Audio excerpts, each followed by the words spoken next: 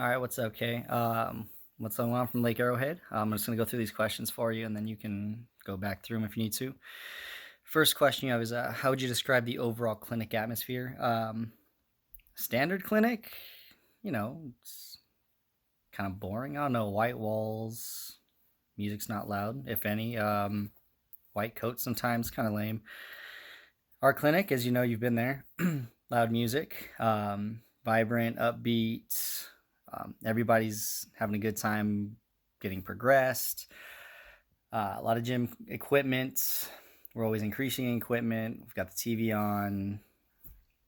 That's about the best I can give you for the atmosphere. We've created the atmosphere, even including the walls and the decorations. So the jerseys up, the offset of reds and grays. We have candles at the front. Bathrooms are decked out in like Americana and slappy dolls. It's just fun stuff. Overall, it's a psychological component that we can take something where people are coming in, they're already hurt, they're already upset, they're fearful, you name it, and we're trying to even give them that upbeat as soon as they come in. I'm sorry, I'm gonna look down here just to make sure I got your questions right. Second question is, each patient has, well, on Monday, Wednesday, Fridays, 30-minute time slots. On Tuesday, Thursdays, 15-minute time slots. The catch is for our therapist is A, to provide enough time, but then B, we offset the days so that it's just not always the same. It's not mundane for for my employees where they're not coming to the same job every day, 30 minutes. So Monday, Wednesday, Friday, we're there for longer hours and they're 30 minutes a set. So it's like a marathon. The Tuesday, Thursday is the 15-minute slots, and that's like a sprint, but each one of us is only there for a half a day. So the rest of the day we have, by the time we're getting tired, it's done. And then do we ever get double booked? We do in our peak time. So like right now, COVID's kind of smashed through and we've been nice and calm. Right before that, yeah, we were double booked in some spots here and there, seeing up to about 50 patients a day. So we're pretty busy. But we try to maximize the schedule where we're not double booked. So that way it keeps the flow of the clinic well, where we don't have too many people waiting. It's not all clustered. The aides aren't freaked out.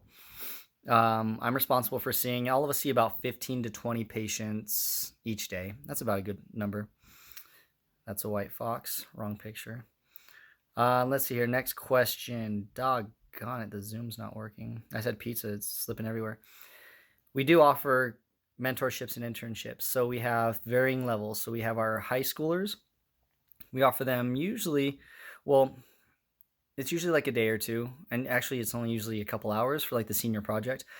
We do have a contract with Corona Norco where we have one student that comes in for the entire semester and they're there for 4 hours a day. I think it's for their work.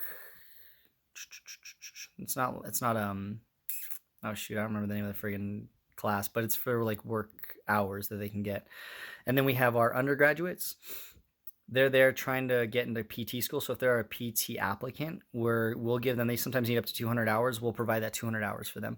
If it's just to like kind of get the hang of like, oh, we want to come in and check out your clinic, maybe be an intern to work there. We offer like a week or two, or if they're wanting internship for employment, we'll keep them there as long as they need to, up to 90 days. I don't know why this keeps minimizing, dude. It's weird. Next question. Do you have any unique strategies to motivate patients? Well, we already talked about that. Everything we do, so I'm a psych nerd. From the moment you step in, us yelling out your name when you step in, the warm greeting, even before you got there, the warm phone call with Harold's voice that sounds like the Allstate guy. Everything is built for the motivation of the patient, for positive vibes of the patient. Again, the minute they walk in, before they walk in, and then as soon as they come back, they get a tour. It lets them know that we want them to have ownership. We want them already to know where everything's at. The evaluation, again, extremely personalized and customized. You go to a lot of PT clinics now, and I guess it's getting real cookie cutter. And this is interesting to me because obviously I'm stuck in my clinic bubble, but we get a lot of patients that come from other clinics, and then they stay here pretty much even after the eval saying, man, that was more thorough than anything anyone's ever done, including my doctor, my ortho. So I think I'm just doing my job. but that already gives them motivation because I'm going to give them a prognosis. I'm going to let them know how long it'll take. And if it's not going to work, I'm going to let them know how long I'm going to allow them to wait or lag before I'm going to send them back out. So already that's motivating. But on top of that, and again, you've already been there, okay, is we do regular progressions. We're trying to hit goals. We're reaffirming their goals. We're always doing measurements. All those are intrinsic or actually extrinsic motivating factors on our part. So they have intrinsic motivation. So they want to come back. They want to get better. And if they're not, we are identifying other like psychological components, work comp, sometimes legal components where they don't want to get better because it makes more money for them. But we identify those. And again, if we keep everything objective, we can usually sniff those out. When I say objective, I mean, the measurements, strength tests, the reports. Most challenging case you had to deal with, how did you get through it? I only have one good story for this. It was early in my career. I think it was the first year. There was a patient who got a DUI. He ended up hitting a family in a van. He killed the entire family, got arrested, and he was out just to do PT, or before he got arraigned, he was to do PT because he got injured doing it himself. So he survived. That was difficult for me. I had to put on my therapist mask, my medical ethics. I had to dig in deep and kind of go, okay, I can't judge this dude being a human being. I'm trying not to judge him. I got to treat him. At the same time, it was just really tough to look at this guy and help him to get well after I know what he did. So I guess that's the toughest one. As far as like complexity, I love complexity. So I haven't had one that's really stumped me because I'll just keep digging. 3 pros, 3 cons to become a physical therapist. I'm going to tackle even pre-physical therapy because I think you don't have one of those questions. That's what I was just looking at. One of the hardest part of being a physical therapist is becoming a physical therapist. We're in connection with all the schools in the area, and it's really difficult to get into school. You have to make sure you have at least a 3.5 GPA or higher. You have to do well in your GREs. All your volunteer hours have to be done with hopefully good experience, have a good interview, good written portion. So that part's difficult. So I'll count that as one con for therapy. 2, I'll stay on the con side. We'll start with the negatives. Why not? Documentation. You have to be up to date in documentation. And in our clinic, we're extremely responsible with our documentation. So I make sure that it's thorough. For legal cases, we pretty much pretend everything can be a legal case because anything can be. And so we make sure that we're documenting every single thing, measurements, and that's a standard that we have as a clinic. It's not always the same at other clinics. It's just kind of a copy and paste job. But we have a set that we go through to make sure our patients we're not only checking in with our patients, but they're either getting progressions, and if they're not, we're right there each day they come in and figure out why not. So the cons, again, is paperwork, kind of sucks. And I guess related to that is the liabilities of being a therapist too. Is you're a target. You can be sued for anything that anyone interprets as you not doing your job or being irresponsible or negligible. Again, see also why we do documentation thoroughly. And if you're good, it's not a big deal. And you do your precautions, your contraindications, your red flags, taking blood pressures, you name it, to minimize an incident. But a con of there is you are a target, so you do have to keep that on the forefront of your mind. Pros of being a physical therapist, you get to help people. So you get to see people crutch in and run out. You see their first match back. Me personally, because I own the clinic and we've done sports med, which again is far and few between, and we get to work with NFL, MLB, MLS, WNBA, NBA, you name it. That's a cool part of my job. Me being an athlete and going to a certain level, college, playing amateur, and then choosing going to graduate school over playing soccer because, well, shoot, dude, entry level at that point for soccer was 35.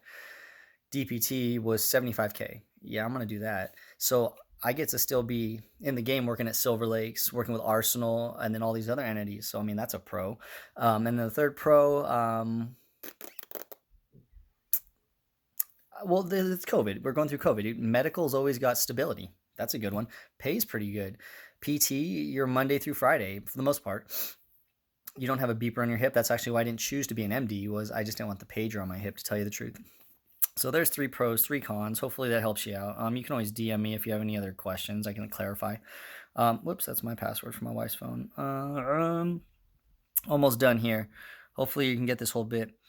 Biggest accomplishments as a physical therapist is obviously getting accepted to school, passing school, becoming an orthopedic specialist, passing that board, um, working with the Mariners, Olympians, and then getting into the sports med field where now we're in association with, again, major league teams across the board. Um, Opening my own clinic. I mean, that was a huge accomplishment. It's not like PT based, but it is. It's more personal because that was always my goal, was to use PT as a vehicle to become successful in opening my own clinic or something else. So I guess those are the biggest accomplishments. Um, Attributes do you think a person needs to become a physical therapist? This one's easy. Don't do it for the money. Never do it for the money. Never do anything for the money. You get paid well, don't get me wrong, but you got to want to help people. You got to love people, because in any medical field, just like police officers, you tend to get the worst of people. You get them when they're vulnerable and people don't like that. You get them when they might be negative, hurt, beat down. And you got to be not only willing to deal with that, but also, like you said, like motivate it and go like on the other side of it and completely make them well, both mentally, physically, psychologically. So you got to be a caring person, but you also got to be a strong person. You got to be able to take that story and be professional and ethical with it. You can't break down crying. You got to take it. You got to own it. Help them. You got to be strategic. You can go home and cry if you want to. It's not my style, but I know some therapists that do. So I mean, those are some traits I think that are good. But you have to want to help people, like through and through. It's the best tip I can give you if you want to do anything in life, is let money be a byproduct of your passion. I'm passionate about helping people. It shows in my work, and then it gets reflected in my money as, again, a byproduct. I don't care or focus on it. Even as a business owner, it makes me a horrible business owner, because I'm focused on the patient and the patient care and progression and getting goals and results met for them. And that's just how I roll. Last question. Do you think majoring in kinesiology was worth it? I personally do. I double majored in kines with exercise science and pre-PT. I had people in my class who were engineering majors, psych majors, you name it. But when you go into kinesiology, it teaches you not only your anatomy, physiology, but it teaches you how the body works as a unit, with mechanics, biomechanics, physiology, how it works with the cardiopulmonary system, and believe it or not, Therix progressions. So your base exercise level, strength, hypertrophy, endurance, cardiovascular, metabolic carts. I mean, there are things that my colleagues didn't get, where I'm an ortho, obviously, so those things were just, boom, put me to the top. They were super easy. But you don't have to be. You could be a bio major. You can do anything, but as long as you study well in school. But it's the difference is like when you get to clinicals and your application. But again, that's like an overall thing for people. Um, I wish I did a minor. So I was originally going into school thinking I was being a lawyer, and then a business. So I finished business classes, and I actually did a good amount of psych. So I wish I did a psych minor. Biology is another aspect I kind of went to maybe even do like physiatry, which would have been awesome to get an MD. It's kind of like the bridge between MD and a PT, which is still possible, but I'm not going to go for it. So no, I don't really think I'd change it.